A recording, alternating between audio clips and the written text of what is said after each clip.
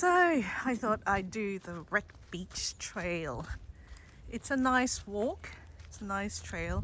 They've had a couple of bushfires go through here a couple of weeks back, so you can see the stumps, but it's good for regenerating the bush. Anyway, so as a I think I can hear the fighter jets go through.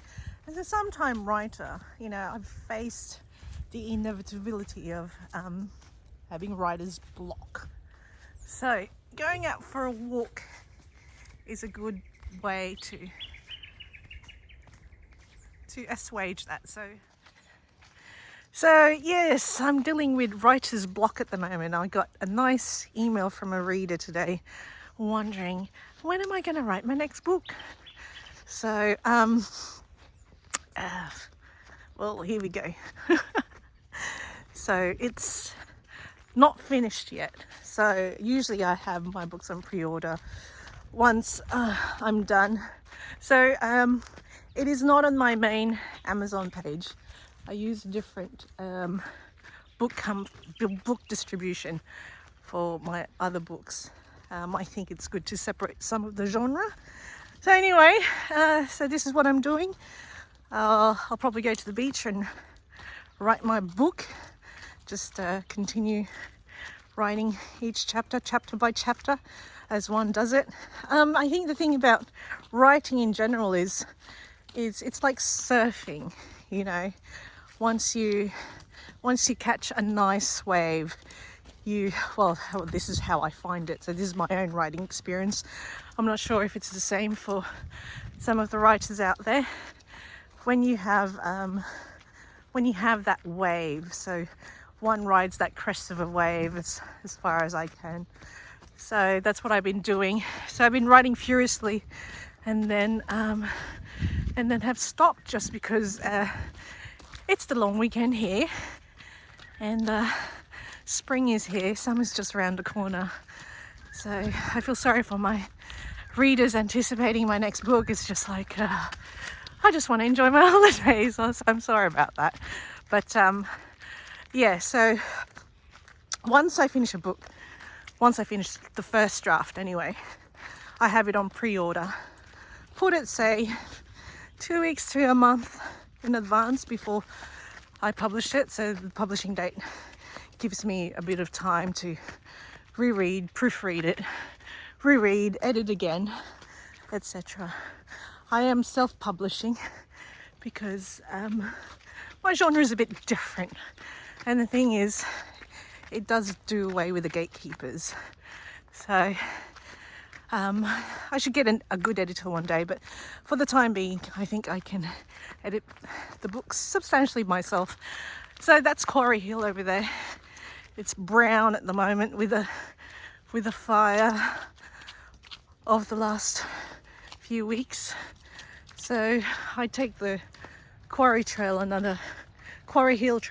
So this is the trail to Quarry Hill, which I will take another day. So basically, I thought today's walking video will be my writing block experience. So this is to the magnificent deserted beach called Wreck Beach, because there have been shipwrecks due to the waves of the beach and the way it is centered. So the good thing about the Wreck Beach Trail is you get all these exposure to some native flowers, like here. So these are flannel flowers in bloom, and it's so lovely. I love flannel flowers. They're just gorgeous. So it's nice to see them out here.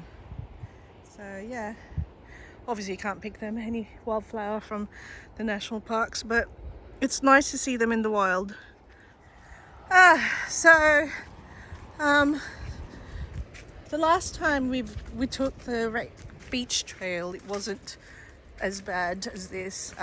They haven't had a decent fire here for at least a decade or so, but you can see now some regeneration and growth of the of these plants thanks to the fire. So that's burnt some of the undergrowth there. You can see these grass trees, they're growing again. So the Wreck Beach trail, they had a nice trail before, but it was swept in one of the many storms that they receive here. It does get very stormy here. It's temperate, I suppose, not subtropical or anything like that, but you do get some decent rains and decent storms around the Port Stephens area. So just navigating through the muddy bits. So this was quite a substantial fire then here. So I suppose being amongst nature is a haven for writers really, and artists and all that, just because, and photographers and what have you, just because it does inspire a lot. It gets the, as Hercule Poirot would say, it gets the grey cells moving as a result. But you could see Wreck Beach through there, and it's just turquoise waters at the moment. It's just lovely. You know, this is Port Stephens, a really touristy heavy area, but then you get isolated beaches like Wreck Beach. So since we were last here, you can hear some wonderful songbirds. They've installed and they've repaired some of the paths. So we used to had to navigate through really awful gullies and stuff, but they did install this, which was nice, which is now nice to see, because one had to abseil down with a rope before that. So at least that is done. So yeah, it's good to see that the National Parks and Wildlife Service has now installed these grey boards. As I mentioned, we used to have to navigate down through Wreck Beach using a rope, but this is good. So this is pretty new.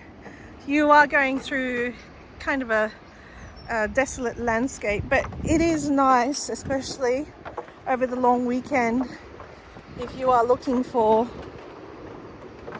a singular place where there's probably only you and a dozen people at the beach.